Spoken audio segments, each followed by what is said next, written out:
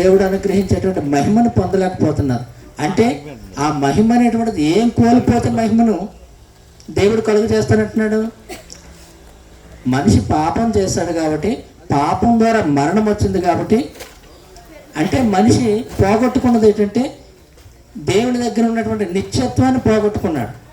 ఇప్పుడు దేవుని మాట మరలా విన్నట్లయితే ఆ నిత్యత్వం అనేటువంటిది మరలా ఇస్తానంటున్నాడు. అదే మహిమ. అందుచేత లీలా కుమారి గారిని జ్ఞాపకం చేసుకోవటం వలన ఆశీర్వాదకరం. ఎందుచేతన అని అంటే లీలా కుమారి గారు ప్రభు అయినటువంటి యేసుక్రీస్తు వారిని సొంత రక్షకునిగా అంగీకరించింది. ఇప్పుడు ఆమెను జ్ఞాపకం చేసుకోవటం ద్వారా మనకి ఆదరణ అనేటువంటిది ఏంటంటే, ఆమెను జ్ఞాపకం చేసుకోవడం ద్వారా మనకి ఈ సందర్భంలో దేవుని యొక్క మాటలను మనందరం కూడా వినేటువంటి భాగ్యం కలుగుతుంది. ఎందుచేతనంటే దేవుని యొక్క మాటలు అందరూ విని వారెవరు కూడా ఆ మాటలను స్వీకరించలేరు. ఎందుకంటే సిలువను కూర్చున్నటువంటి వార్త నశించుతున్నటువంటి వారికి వేరేతనం, కానీ ఎవరైతే రక్షించబడాలనుకుంటున్నారో వారికి మాత్రమే దేవుని యొక్క శక్తి, అందరికీ కాదు. అందుచేత ఈ కూడికలో ఎంతమంది అయితే ప్రభు అయినటువంటి యేసుక్రీస్తు వారి యొక్క మాటలు ఎలాంటివి? జీవమును సమాధానం కలిగినటువంటి మాటలు. యేసుక్రీస్తు వారి యొక్క మాటలు అంటే ఆయన యొక్క మాటలు వింటే మనం బ్రతుకుతాం.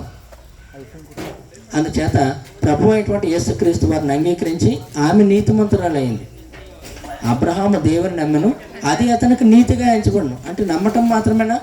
నమ్మటము, దాని ద్వారా క్రియలు కూడా ఉన్నాయి. ఈ రెండు కూడా ఒక క్రైస్తవునికి కావాలి. ఆ విధంగా లీలా కుమారి గారు ఆమె దేవునిలో బలపడింది. ఆ విధంగా ఆమెను జ్ఞాపకం చేసుకోవటం ద్వారా ఈ యొక్క ఆదరణ కూడిక అనేటువంటిది ఏర్పాటు చేశారు. ఈ ఆదరణ కూడిక నిమిత్తం ప్రభు అయినటువంటి యేసుక్రీస్తు వారి గురించి ఇక్కడ చాలామంది చెప్పారు. ఇక అసలు సమయం దైవ సేవకులు చెప్తారు. ఈ మాటలు విని మనం ఎవరైనా రక్షించగలగబడితే మన కుటుంబం, అలాగే ఇక్కడ ఉన్నటువంటి ఆ యొక్క ముగ్గురు కుమారులు ఎంచేతనంటే ఇప్పుడు మీరు ఒక పునాదిలో స్టాండర్డ్గా నిలబడగలిగితేనే తర్వాత మీ యొక్క కుటుంబాలు, అనగా మీకు పెళ్ళిళ్ళు అయిన తర్వాత మీ యొక్క కుమారులకు కుమార్తెలకు కూడా నా తల్లి నమ్మినటువంటి సర్వశక్తి గల తండ్రి అయినటువంటి దేవుని యొక్క ఆదరణ మనకి కూడా కలుగుతుందని రేపు మీరు మీ పిల్లలకు చెప్పుకుంటారు, మీ కుటుంబాలకు చెప్పుకుంటారు. అలాగే ఇక్కడ కూడినటువంటి ప్రతి ఒక్కరూ కూడా ఎంచేతనంటే యేసుక్రీస్తు వారిని సొంత రక్షణని అంగీకరించకపోతే మీరు ఈ సమయంలో దేవుని యొక్క మాటలు విని మనం రక్షించగలగడానికి దేవుడు తన యొక్క కృపా ప్రసన్నతను అనుగ్రహించిన గాక. ఆమె. Thank you sir. దేవునికి మహిమ కలుగును గాక.